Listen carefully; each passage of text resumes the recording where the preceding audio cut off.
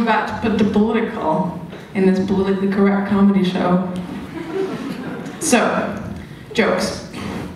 A black person, a Middle Eastern person, and an East Asian person get into a fight. Who do you think will win? Racism. You thought I was gonna get up here and tell racist jokes, right? Yeah, no, we're not playing that game. What I'm here to talk to you about is jokes. That's what we're doing today, it's jokes. We're gonna unpack some jokes. Somebody thinks I'm very funny. Great. Keep giggling. All right. So I was thinking about this joke because I grew up in a very white, very conservative environment in a small town in Hungary. I know my accent is very Hungarian. I've been told. So it's very thick. It's very it's hard to understand me. Anyway, so I grew up in Hungary, and I used to love to tell this joke because I was very obnoxious, and it made people feel bad about their racism. Nothing? That was the best. Oh god, guys, let's take a walk together. All right.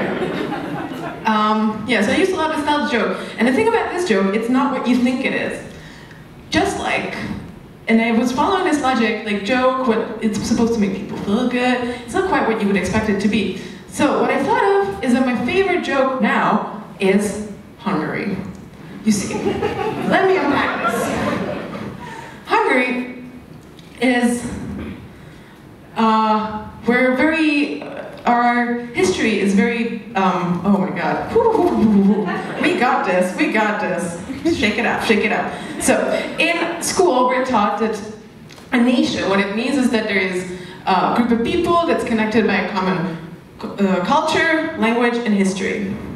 Now, we're gonna explore these topics together. First is the language. This is like a very, very big point of pride for Hungarians because nobody understands us.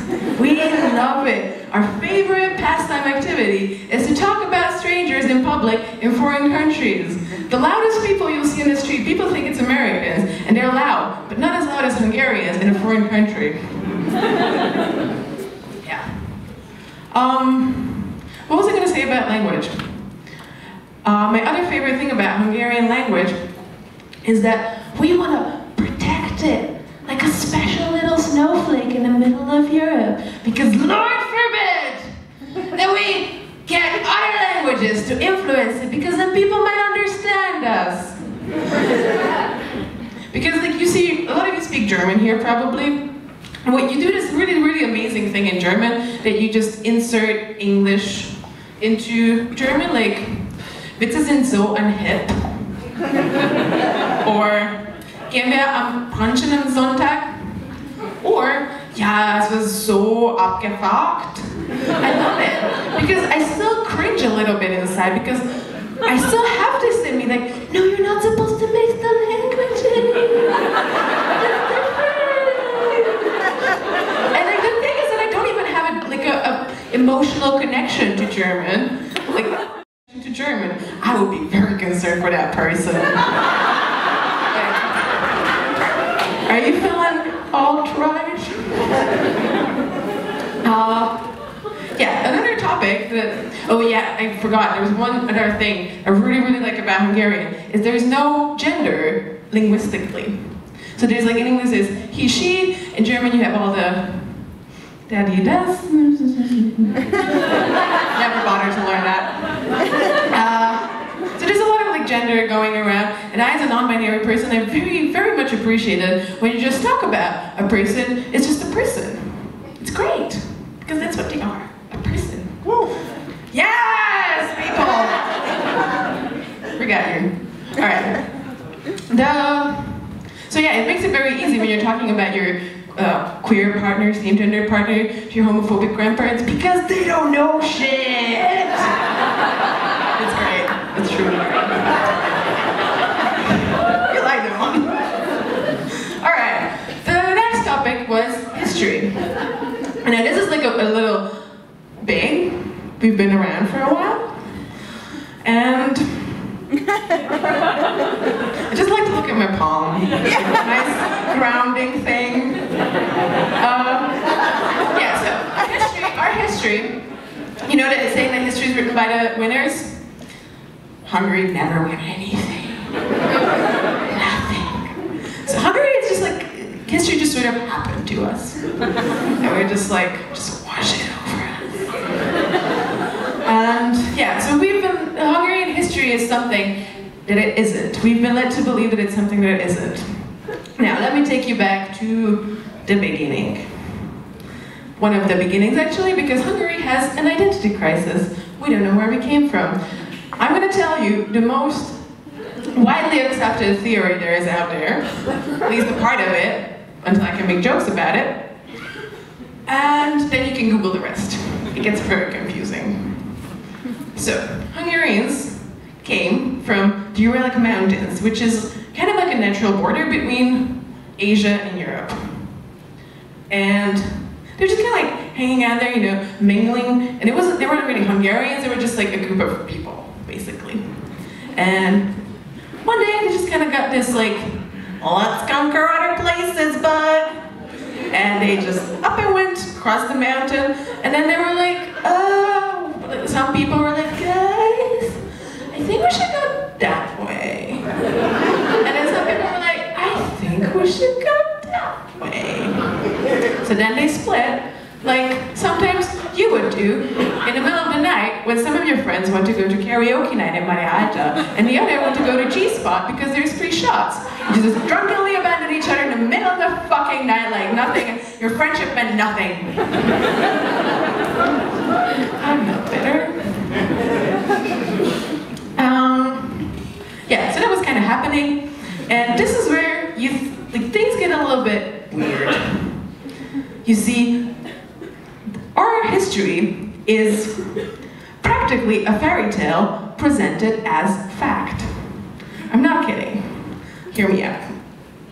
Apparently, it took Hungarians, or the group of people who later became the Hungarians, it took them 1,000 years to get to present-day Hungary from Russia. It's a long-ass fucking time. I'm not a geographist, but it's a long-ass fucking time. And you gotta be fucking drunk that it takes you 1,000 years. Like, just imagine like hurting your drunk friends getting to G-Spot and they're like, oh my god, I need to pee. Oh my god, leave me alone. I just got this beer. Can I just drink it in peace? Oh my god. That's my ex. I need to talk to her immediately. I need to confess my undying love for her. I need to go now. It took them a while. Yeah. I'm grounding myself. So, and then you start to wonder yourself and you like read on history that maybe the person who came up with this was drunk. Have you ever written history? Were you drunk? No. Well then. Yes! Alright, that was a terrible one. You have to look at the elbow, yeah. But it doesn't work like this. Yeah, Alright. Yeah, there was a story. There were two men. Honor and Magyar. These guys, they just kind of like gathered up a bunch of their buds and they decided to go on a hunt. So, they just kind of like, and then they saw a beautiful stag with their antlers and like fur and like it was very pretty, so they were like, I want that. So they were chasing it for days on end, for a long time. And then they stumbled upon this beautiful field. This was very beautiful, everything was kind of like, ooh. And then they saw some women dancing around a campfire naked. And guess what they did? They left them alone because they're not fucking creeps who would harass women! You wish. Yeah. No, they took them against their will, probably raped them, and yeah, that was not I should not have said that word. I apologize. Anyway, that happened. Consent wasn't really a part of history. However, still isn't. But we're working on it. We're working on it. Grounding myself. Yeah, so these Huns became, Hunar's made the children, why did I forget that one? The children of became the Huns. Yeah, laugh at me. This is what we came here for, laugh at me. Yes. So, these people became the Huns. You might have heard about them. They had this great leader, Attila. And what the Huns did, they just built up this huge empire, and then it just collapsed. And then the other group of people became the Magyars, who our present-day Hungarians identify most with. So, and then they continued existing as this group of people, and then there was this woman, Emese. And one night, a bird visited her in her tree.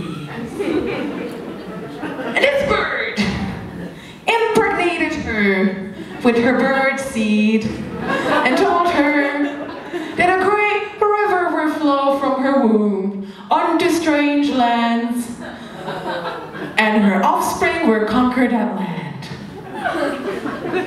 Yeah. So, Emese gave birth to a baby boy who became the leader of Hungarians. And one day he decided that he's gonna get us out of this like place that's a little bit even more. And in order to do that, he decided we're gonna cross over this other mountain, the Carpathians, which is around present-day Hungary right now.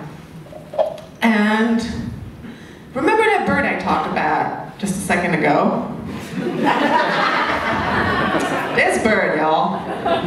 This bird, basically, they saw the Hungarians struggling, and they were like, oh, I'm gonna help these guys out. They were just like, come guys, follow me. Let's follow. And the Hungarians saw this bird, and they were like, okay, let's go. New land. Nobody lives there. It's all for us for the taking. It's great. Yeah, so they ended up in present-day Hungary. There we go. Wow. Yeah. So this is where the culture is coming in. This is our culture, victimhood.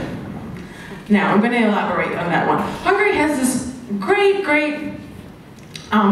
belief that we're very special because of our language and our fairy tale origin story, that nobody has ever done things that we have done before, that we're special.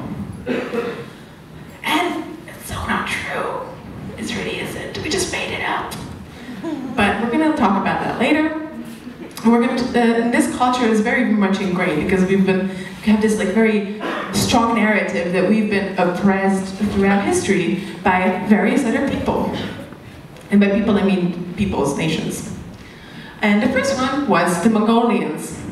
The Mongolians, they kind of came to Hungary, conquered all of it, and they only stayed for 2 years because their leader back in Mongolia died, and it was a really awkward breakup. They were like, I don't know how to tell you this, but like, I just cannot do this anymore. It's like, I know it hasn't been a long time, and like, you kind of expected more, but like, I have some personal things, and it's not you, it's me, and like, okay, bye. And that was it. And then the Ottoman Empire, the Turkish people, came and conquered some parts of Hungary. And one of the big ingredients or parts of Hungarian cuisine is pork. Now, it's a little known fact that Muslim people don't eat pork, or some of them don't eat pork, not everybody. And Hungarians love to present this as like, yes, we love pork, we love it so much, we cook it all the time. It's because this is what they could do. This is the only thing they could do. It's kind of like that kid in gym class that like falls over his own feet when it's trying to score a goal, and the ball kind of gets through the goalpost, but it's still falling in space, the kid. So you're like, this is exactly how I wanted it. Yeah, that's exactly how I wanted it. This is what Hungarians are very good at. It's about to get real now. However, there was this narrative at the time in Europe, in Western Europe, that Hungary, Muslim, Turkish people to take over all of Europe and turn everybody into Muslim people. So Hungary was like a celebrated country. They were like, good job, guys. Tap, tap on the shoulder. And Hungary was like, yes, I did it. Ah, I'm fulfilling my destiny as a very special nation in this land. And history has a very fucked up way of repeating itself. And I don't know if you remember, in recent memory, Hungary has actually built an actual fence on the southern border to Serbia to prevent people from taking over Europe. And this is so fucked up, I'm not even gonna make a joke about it.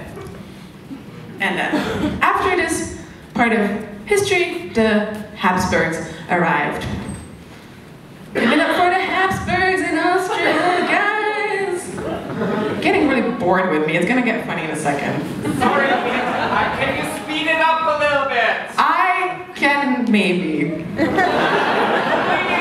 there's 2 more other people. I know, okay. Let's see what we can cut.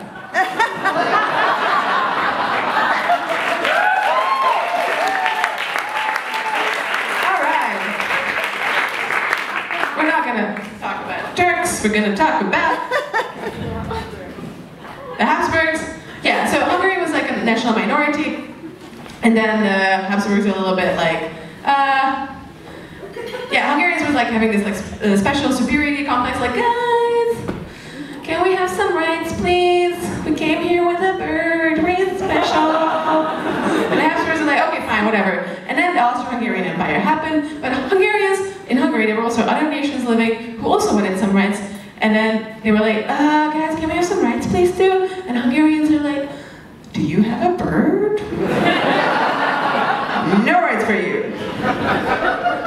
And the Soviet Union happened, they were oppressing us, and then the European Union happened, they're oppressing us by requiring Hungary to keep up some human rights, those pesky human rights, who needs them, whatever. And this is the joke that we can cut now. I'm really trying, I've never been heckled from backstage.